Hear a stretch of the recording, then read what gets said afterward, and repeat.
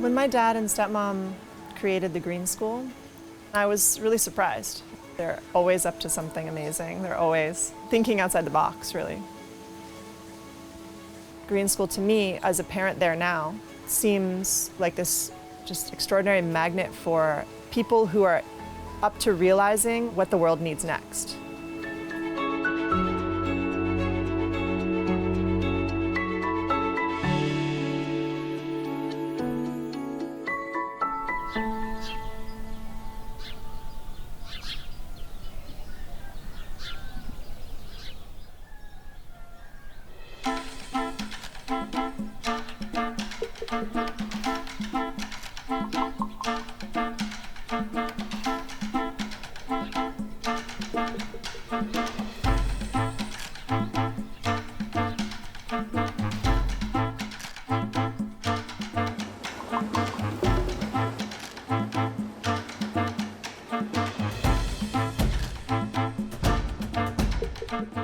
We believe that education needs to change, it needs to adapt to the future. At Green School Bali, our students learn to make the world sustainable. We believe the purpose of education should be to make the world a better place.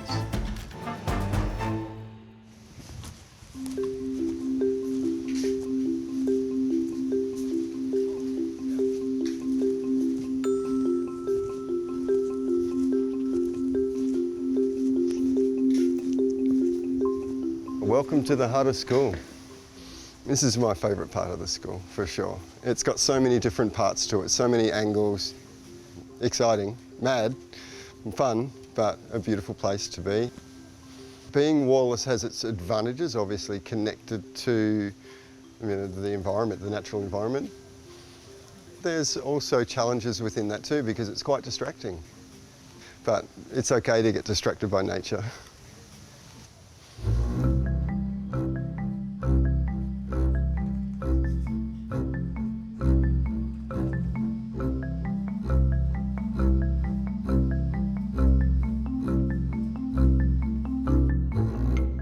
Middle school students this year actually started their own kitchen and designed a whole restaurant system with waiters, chefs, managers, accountants, everything like that, and then provide a food service for the rest of the school in their learning. I think most of the time our students are going home with really rich learning experiences and stories. You know, they might go home and say, I read a really cool book, but they are definitely going home and saying, we built a new place for the chickens. They're the real experiences, the real memories we want to create.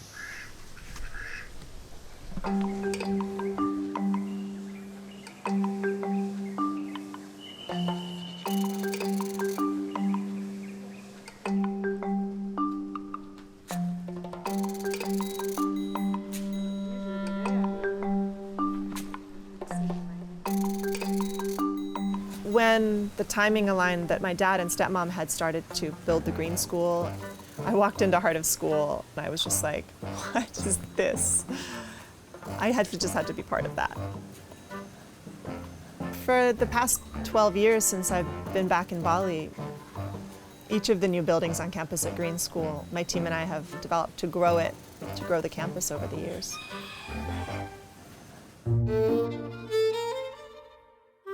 The latest is the Green School Arc, which is this incredible sport space. We wanted to create a space where your whole body wanted to throw a ball in the farthest and highest arc you could. But more practically, we just needed to think about how to span that space with no columns in between. It is by far, I think, one of the most beautiful, epic gyms in the world. It's so massive, so intricately designed, sustainable bamboo material. There's just something really epic about bamboo and its ability to bend and to create shapes inside shapes.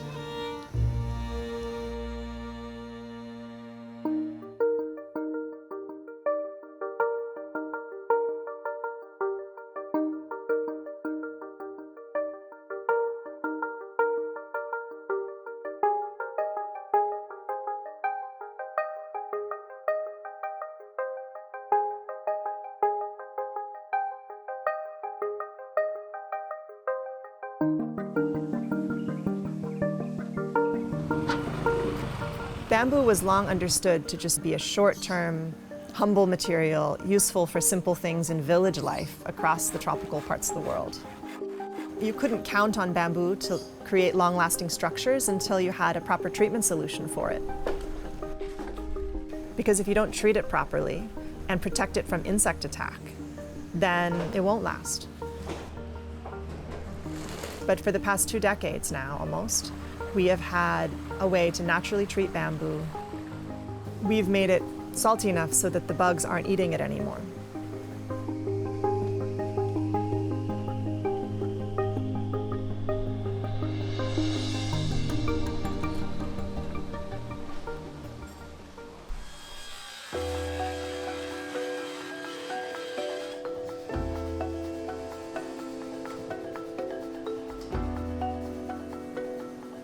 Bamboo buildings can last as long as wooden buildings can. And by the time technology creates additional treatment solutions and design ingenuity evolves it, we will have buildings that can last hundreds of years. We can have a gorgeous, glamorous, luxurious home made out of the same material that will be so important and useful for creating relief housing and all kinds of practical, much more important basic necessities in the world. The whole structures around Green School are a promise to the kids that beautiful, sustainable world is possible. And that element of beauty is only relevant in that we're emotionally compelled by a sense of wonder when we walk into a beautiful space.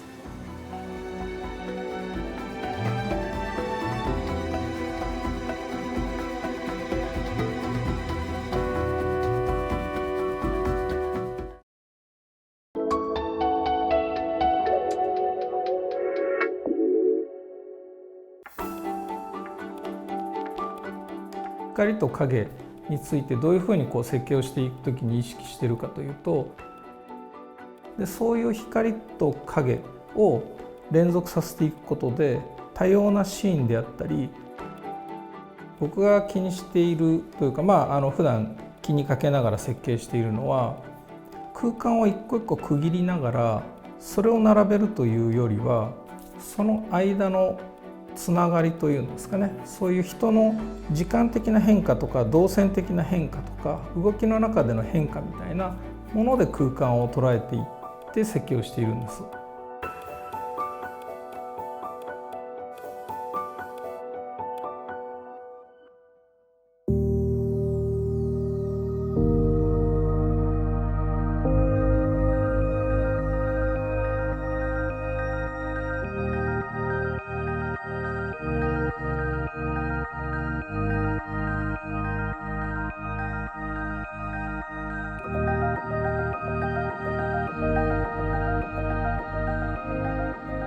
最初にここを入ってきた時に、中庭が多分そんなに見えないんですけれども、入ってきてこっちに来ると中庭がわーっと開けていて、明るい空間が広がっているので、それがすごく印象に残っています。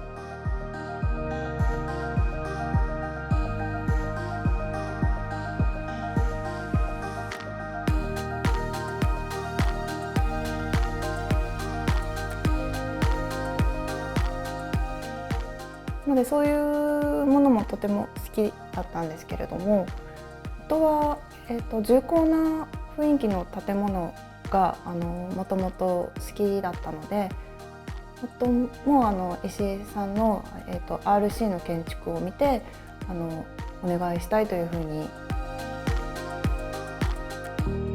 この敷地を生かしていこうと思った時に、大きな塊で作るというより分棟で配置しながら建蔽率が 50% というのを生かして 50% の空いた部分をどう作ろうかというところに意識を持っていってですね、それでいろんな分棟で配置して奥へ奥へ連なっていくようにしながら、いろんなシーンをそこに空き地を 50% の空き地をそれも一塊にするんじゃなくて分散して配置していって、いろんなシーンを展開していきたいというような。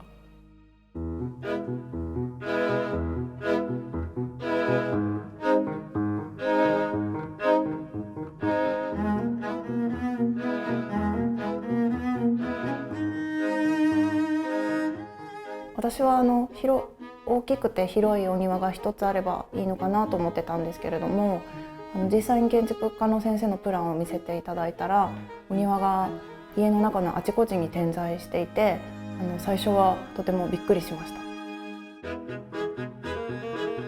で、こう緑が北側の緑がきれいに見えるような、そういうような額縁のようなまず開口にしています。そこから、ここの空間から一つながりに実はつながってるんですが、実はここの壁があることによってしっかりとこっちに影を作って、明と暗という光でこうコントラストをつけて空間を分けています。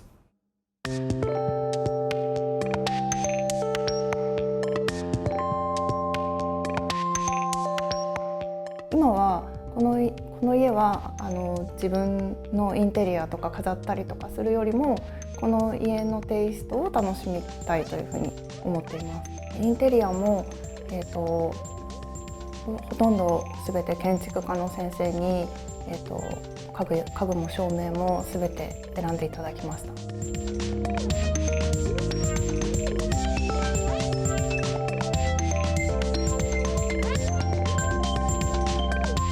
光をしっかり受け止められるような、そういう素材感、ひいてはそれが経年的に先々まで行って、その経年的に生きてくるような、そういう素材を使いたいなというふうには、常々思ってますね。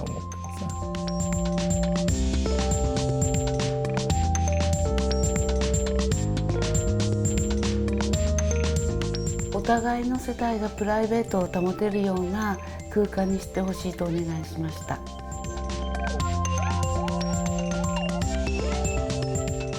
あとお友達が下の玄関を通らずにこの階段を上ってきてこの部屋に来ることができます。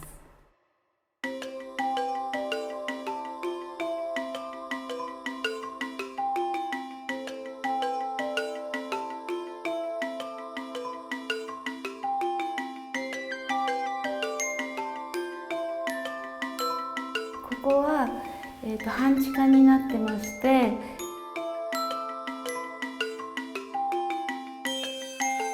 私は3姉妹で姉が2人いるので、泊まったりとかもできるよね、こんなところに部屋あったのっていうものをお願いしました。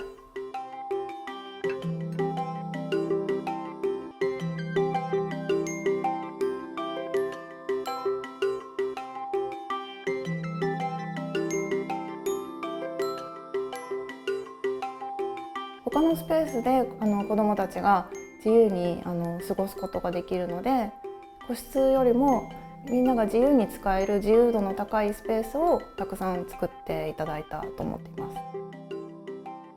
中庭です。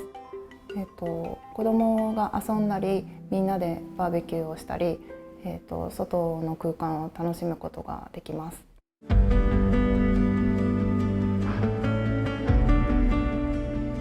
本当に建物とお庭と全てが美しいと思うので、何をしていても気持ちがいいです。とても空間の完成度が高くて、静謐な雰囲気を感じて、そこが魅力だと思いました。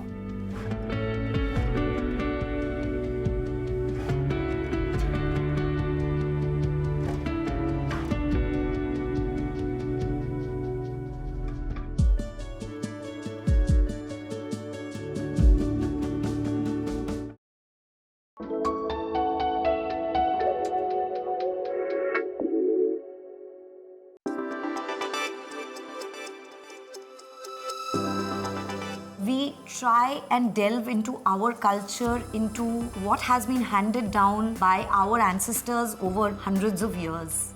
And we go back to our roots. Why is it important for us to preserve? I would say, why not? This is all that we have.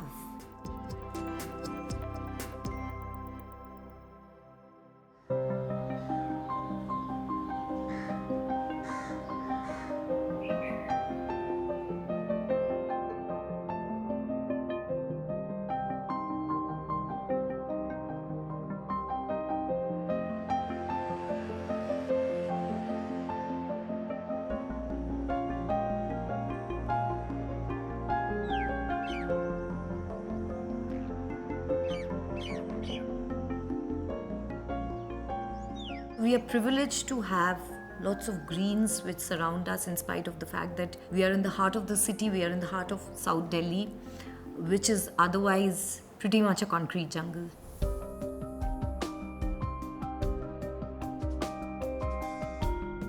This is a Harshringar tree, not a very common tree found in New Delhi. Under normal circumstances, we would never have a tree right in front of the main door, obstructing the path. Because it was planted by my father-in-law, we wanted to keep his story alive. Come on in.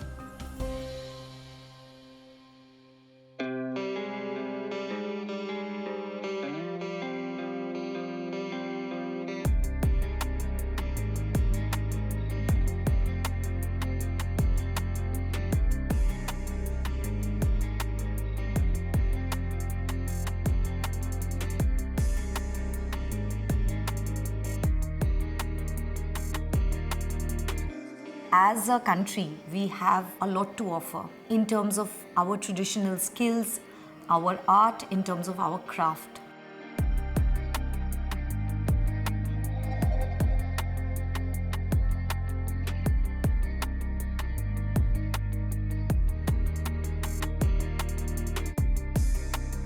So lime plaster, it's an ancient technique which if you see any of the forts, any old building which are over 200 or 300 year old, it stood the test of time. However, it's not being used currently. So that is when we realized that this is something that I personally would love to use for my home.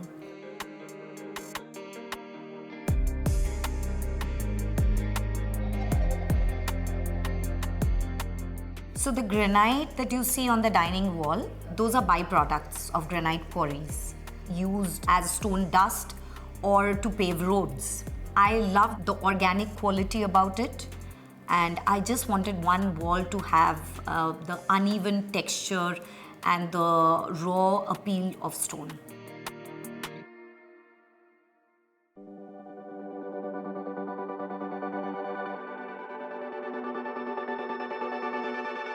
These weavers are found possibly in every city in India. It ages so gracefully that you don't need to maintain, which is also a very, very important factor.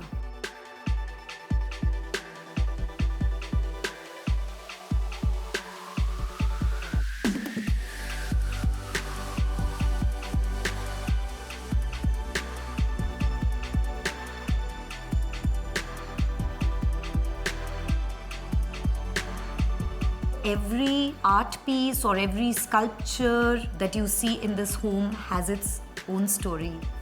I collected the art over 20 years and I wanted to bring it all together under one roof.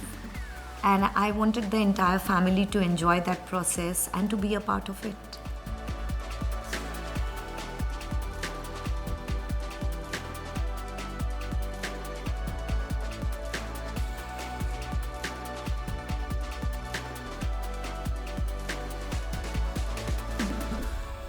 I wanted Dashavatar to be the focal point of the living room. So I collaborated with this brilliant ceramic artist and this Japanese artist who used steel and bend it in different forms.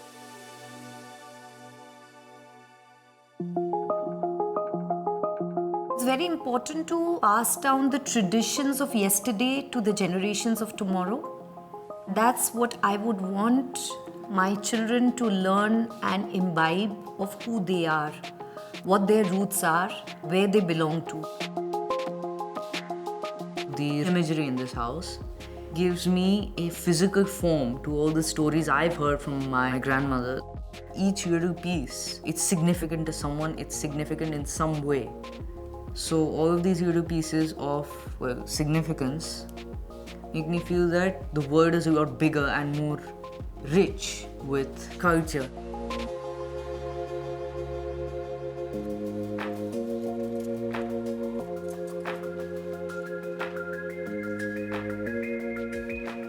Patuas used to sit outside the temples and any devotees would give the patuas a very small amount of money to paint the deity they really wanted. having grown up in Calcutta, you're surrounded by a lot of cultural aspects. My mother has been a huge influence on me. She have been always very passionate about art, music, dance. The family room, that's my favorite. This space is something that allows all of us to do numerous things but still be in the same space. A house is always a reflection of who we are and who we wish to be. I always call myself a storyteller. So it could be a very deep desire in me to impart a certain value which I very strongly believe in. Absolutely, this is my dream home.